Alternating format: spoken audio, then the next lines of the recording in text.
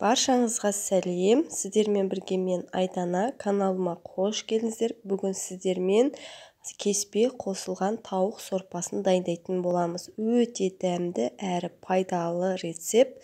Бұл рецептті жасап көріңіздер, өте керемет дәмді шығады.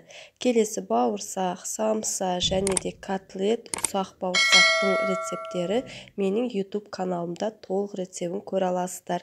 Менімен бірге жасап көріңіздер, керемет дәмді дастарханға сән келтіреді.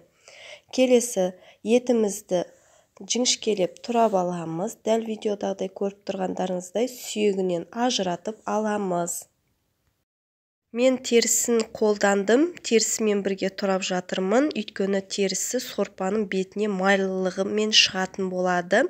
Өте керемет дәмді болады сорпаға. Егер де қабығын майға қуыратын болсаңыздар, міндетті түрде қабығын бөлек алып тастаңыздар. Мінекей толығымен турап алдым етті.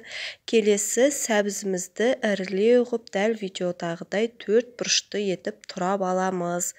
Өте дәмді болады сәбіз. Және де сәбізіміз иммунитетті көтереді, өте керемет сорпаға дәм келтіреді. Міндетті түрде сәбізді қосыңыздар.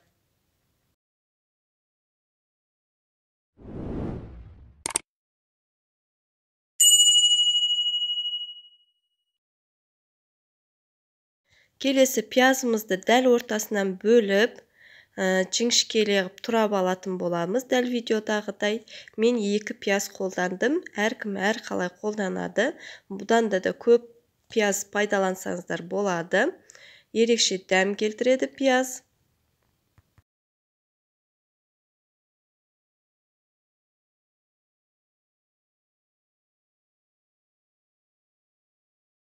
Пиязымызды тарелкаға салып, және де лавр жапырағында да міндетті түрде қолданамыз. Келесі картопты да сәбіздің формасы ретінде тураймыз. 4 бұрышты ғып, ұсақтап турап аламыз 4 бұрышты ғып.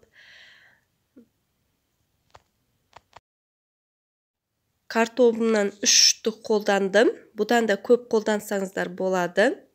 Мен өзім азырақ қолдандым. Бұдан да аз қолдансаңыздар да болады. Біреу, екеуден мен 3 штуктан қолдандым. Келесі қайтадан суға салып қоямыз. Картопымыз қарайып кетпес үшін алдын ала суға салып қойдым. Келесі кеспе қолданамын. Келесі кастрөлге 3 литрдай су құятын боламыз.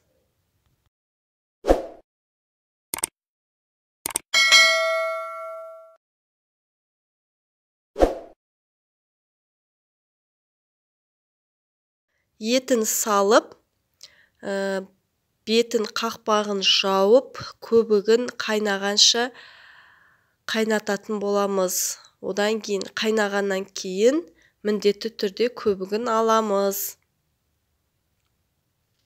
Мінекей қайнап жатыр. 15 минуттай болды қайнап жатқанына. Ақырындап көбігін аламыз. Көбігін міндетті түрде жақсылап тазалап алыңыздар. Өйткені сорпаларыңыз мөлдір әрі таза болатын болады. Ерекше дәмді болады. Тауық сорпасы өзіме қатты ұнайды. Келесі пиязымызды саламыз, туралған пиязымызды. Одан кейін лавр жапырағын қосып салатын боламыз.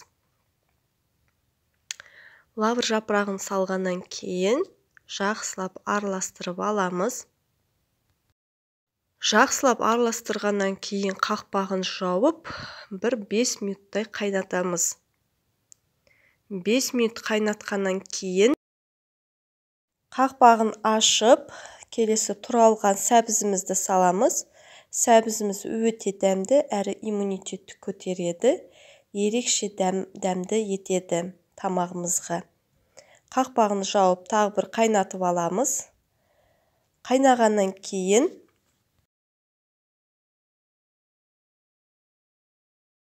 2 чай қасық мөлшермен тұз саламыз. Одан кейін қара бұрыштан 1 чай қасықтың ұшымен салып, жақсылап араластырып аламыз. Одан кейін қызанақ пастасын саламыз. 1 ас қасық мөлшермен салып, жақсылап араластырып аламыз. сорпамыздың түсін әдемі келтіреді. Томат пастасы, қызанақ пастасы яғни.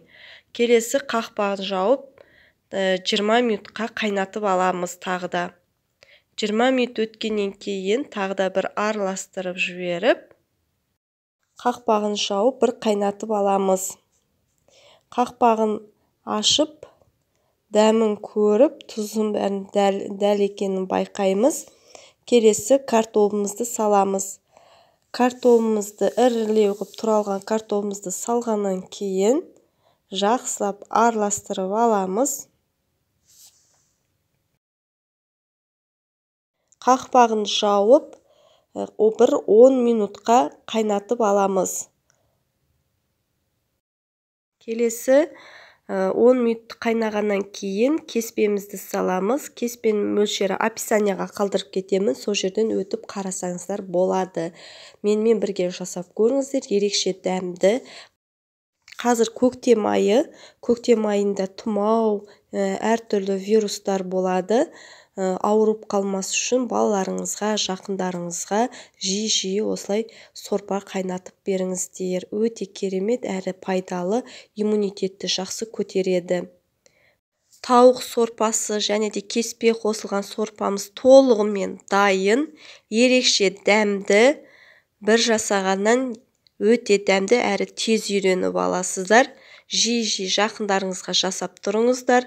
Рецепт ұнаса, лайк, комментарий қалдырып, тіркеліп алыңыздар. Алда неше түрлі рецепттер болады. Менімен бірге болыңыздар. Ерекше дәмді бауырсақ, самсак, котлет, ұсақ бауырсақтың рецепттері описанияға қалдырып кетемін. Сол жерден өтіп қарап көріңіздер. Сіздермен бірге мен Айдана, назарларыңызға рахмет.